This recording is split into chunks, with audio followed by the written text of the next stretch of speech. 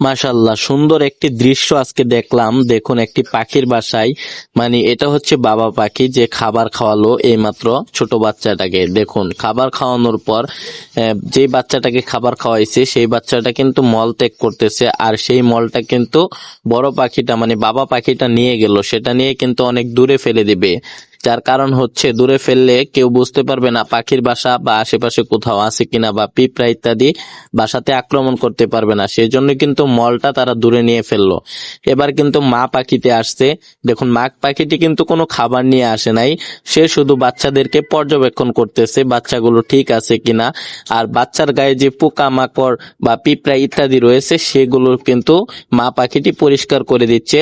আর শরীরের ভিতর যে পিঁপড়া বা অন্য অন্য ছোটখাটো কোনো পোকামাকড় যদি থাকে সেই পোকামাকড় গুলো কিন্তু মা পাখিটি খেয়ে নেয়। দেখুন, আবার বাসা যদি একটু অগোছালো হয়ে যায় সেই বাচ্চাগুলো কিন্তু সে একটু গুছিয়ে দেয় এবং পাখির বাচ্চাগুলোর দেখশন করে।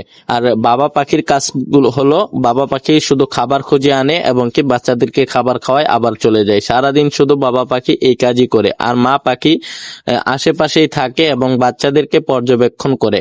দেখুন, মাশাআল্লাহ, তাদের বাসায় কিন্তু 3টি বাচ্চা হয়েছে, বাচ্চাগুলো কিন্তু প্রায় বড়ই হয়ে গেছে।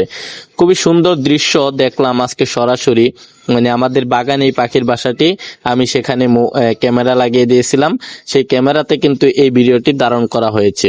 আমার কাছে খুবই ভালো লাগছে, সেজন্য কিন্তু আপনাদের কাছে শেয়ার করলাম। যদি ভিডিওটি ভালো লাগে তাহলে অবশ্যই শেয়ার করতে ভুলবেন না কিন্তু।